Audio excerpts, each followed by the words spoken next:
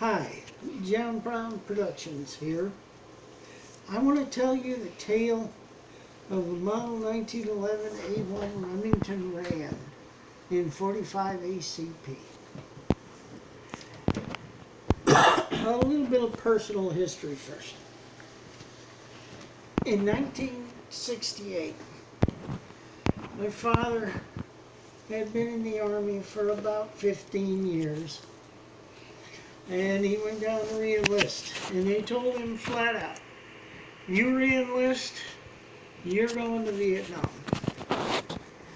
So, the summer of 1968, I watched him get on the big white bird and go to the Orient, little place called the Republic of Vietnam.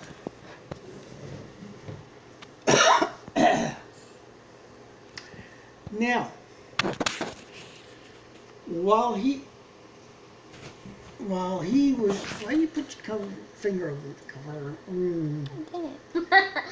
While he was in Vietnam, they had an incident where some sappers were coming through the wire. And somebody noticed with the starlight scopes that there was one of the sappers laying in the wire. The next morning at first light, they saw that he had something hanging around his neck. And everybody thought it was a TT-33 Russian Tokarov. And everybody wanted that Tokarov as a souvenir. Now, this is kind of funny. My father told me the story of how he ran down there to that dead sapper. And he was in his jungle boots, his flak jacket, his helmet, and his skivvies. For you guys that aren't connected with the military, your skivvies is your underwear. I'm probably gonna laugh in the background. When we're live. When he got to the dead Vietnamese, the dead Charlie, this is what he found. It wasn't a TT-33 Tokarov. It was a Remington Rand 1911A1 45 ACP. Come on. And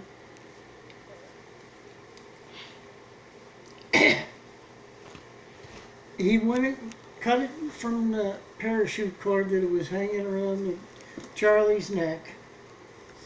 And he was standing there holding it in his hand when a butter bar lieutenant come charging up and demanding that he'd be given that Tokarov. Now, like I was saying, my father's standing there and he's holding an issue 45 ACP. This Remington Rand, is it focusing on the... Yeah. Wait. I can't see the words. Okay. If it won't focus, it says Remington Rand, Syracuse, New York, USA. Remington Rand Inc. The other side it says U.S. government property, M1911A1, U.S. Army.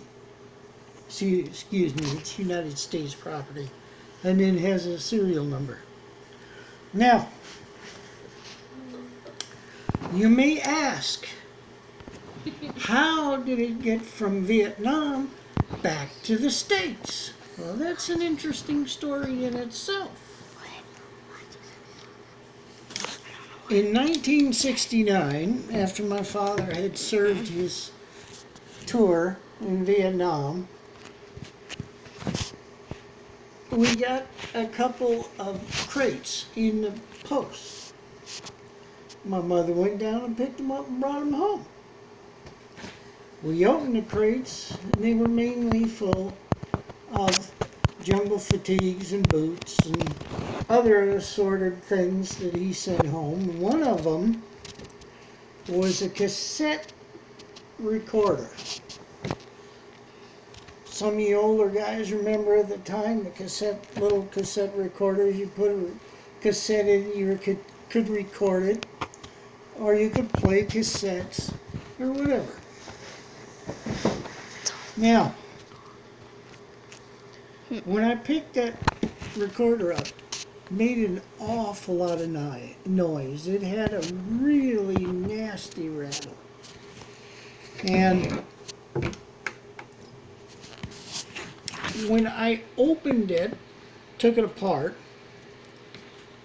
come on, hands don't work good anymore. Don't actually say that in the video, though. My hands don't work good anymore. Here, I got it. Thanks, Kate. I got it. Damn. Don't remember it being that hard to do. Anyway, what I found, come on, let's,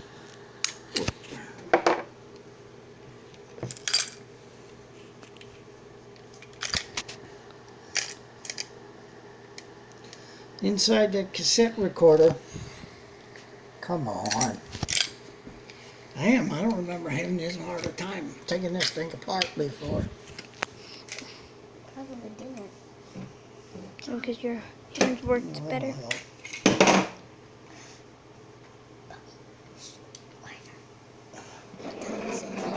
Anyway, I know it's been a while since I've taken it apart. But anyway, inside that recorder was the barrel, the slide, and a baggie. And a baggie with all the internals. Come on, shoot it at me. Trigger, safety, grips,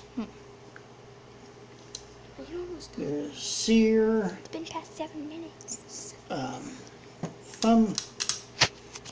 thumb safety, this housing. And then, when my father got on the big Freedom Bird to come back to the States, he only had the receiver totally stripped in the pouch he was carrying his orders in. Can you keep it on me? It was. And when he got back, we put it together, and as for the rest of his time Hitch in the Army, he used this as his issue 45. And one of the interesting stories he told was that when he went on Reforger to Germany, a lieutenant insisted that he give him that 45. And the lieutenant wanted a 45. And he wasn't issued one. And he thought he was going to take my father's away. But my father had been in the Army for 18, 20 years, and he was a senior NCO, and it wasn't going to happen. So the lieutenant went to the major, and the major told him, "You ain't getting that gun. That is his private property." That lieutenant stormed away. He was a little upset, but there wasn't anything he could do about it. So this is the tale of how this 45